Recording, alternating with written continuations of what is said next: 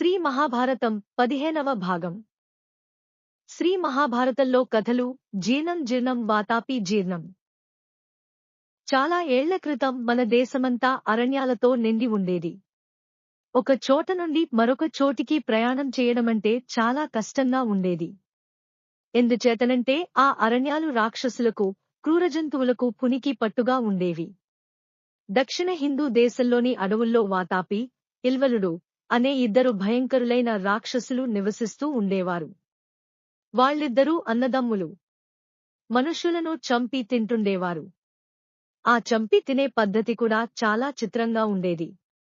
ఇల్వలుడు బ్రాహ్మణ రూపం ధరించి ఆ అడవి వెంబడి వెళ్లే ప్రయాణికులని తన ఇంటికి వచ్చి ఆతిథ్యం స్వీకరించమని వనయంగా అడిగేవాడు. పాపం వాళ్ళు ఇల్వలుడి మాటలు నమ్మి అతని ఇంటికి వెళ్లేవారు. వాళ్ళని స్నానం చేసి విశ్రాంతి తీసుకోమని చెప్పి వంట చేయడానికని ఇల్వలుడు వంటింట్లో దూరేవాడు. అక్కడ వాతాపిని చంపి ముక్కలు చేసి ఆ మాంసంతో వంటకాలు చేసేవాడు.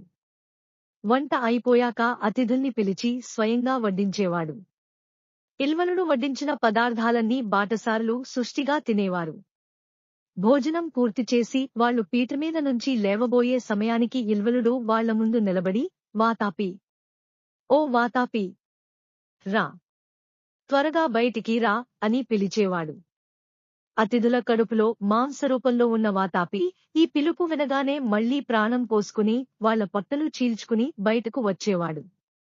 పాపం, ఆ అతిథులు పొట్ట పగిలి చనిపోయేవారు. అప్పుడు అన్నదమ్ములిద్దరూ చనిపోయిన అతిథుల మాంసాన్ని లొట్టలేసుకుంటూ తినేవారు. చాలా కాలం వరకు ఈ మోసాన్ని ఎవరూ కనిపెట్టలేకపోయారు. కొన్నాళ్లకు ఈ రహస్యం బయటకు పొక్కింది. అప్పుడు ఆ అరణ్యాలలో ఉండే మునులంతా అగస్త్య మహర్షి దగ్గరకు వెళ్లి జరిగిందంతా చెప్పారు. అగస్త్య మహర్షి గొప్ప పండితుడు, జ్ఞాని. చాలా మంత్రశక్తులు ఉండేవి ఆయనకు. మహాసముద్రాలను, పర్వతాలను కూడా శాసించగలిగేవాడు. అగస్త్యుడు వెంటనే ఇల్వలుడు, వాతాపి ఉండే ప్రదేశానికి బయలుదేరాడు. మహర్షిని చూడగానే ఇల్వలుడు యథాప్రకారం బ్రాహ్మణ రూపంలో ఎదురు వెళ్లి ఆ రోజుకు తన అతిథిగా ఉండమని కోరాడు. అగస్త్యుడు వెంటనే అంగీకరించాడు. ఇల్వలుడు ఇల్లు చేరగానే వినయంగా చేతులు కట్టుకుని, మహాత్మా, తమరు స్నానం చేసి జపం చేసుకుంటూ ఉండండి. నేను క్షణంలో వంట చేస్తాను అన్నాడు. తరువాత వంటింట్లోకి వెళ్లి ఎప్పటిలాగే వాతాపిని చంపి ఆ మాంసంతో వంటకాలు చేశాడు. తర్వాత ఇల్వలుడు మహర్షిని విందుకు పిలిచాడు. కొసరి తను వండిన వంటకాలన్నీ వడ్డించాడు. తను ఏం తింటున్నది మహర్షికి తెలియకపోతే కదా. ఆనందంగా భోజనం చేసి ఎడం చేత్తో పొట్టమీద రాసుకుంటూ మెల్లగా జీర్ణం వాతాపి జీర్ణం అనుకున్నాడు. అది ఇల్వలుడికి వినపడలేదు. ఆయన చెయ్యి కడుక్కోడానికి లేచి నిలబడగానే ఇల్వలుడు, వాతాపి, ఓ వాతాపి, బయటకు రా అని గట్టిగా పిలిచాడు. కాని ఎంతసేపటికీ వాతాపి బయటకు రాలేదు.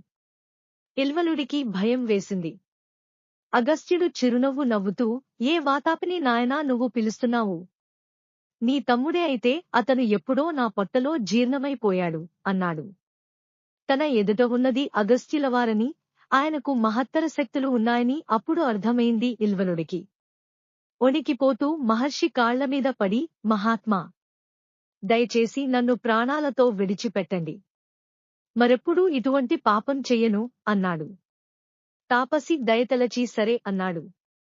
ఇల్వలుడు మరెప్పుడూ ఎవర్నీ చంపనని ప్రమాణం చేసి ఆ అడవి వదిలిపెట్టి వెళ్లిపోయాడు. ఇల్వల అంటే చెడునడత గలిగిన మనసు అని అర్థం. వాతాపి పేరు సర్వప్రాణుల్ని హరించేవాడు అనే అర్థాన్నిస్తుంది. అంటే మరణం అన్నమాట. ఇల్వలుడనే చెడు మనసుగలవాని జిత్తులు జ్ఞాని అయిన అగస్త్యుణ్ణి ఏమీ చేయలేకపోయాయి. గీతా మాహాత్మ్యము. కస్యేంతః శరీరస్థం భూతగ్రామమచేత సహా మాం చైవాంతః శరీరస్థం తాన్ విద్యాసుర నిశ్చయాన్.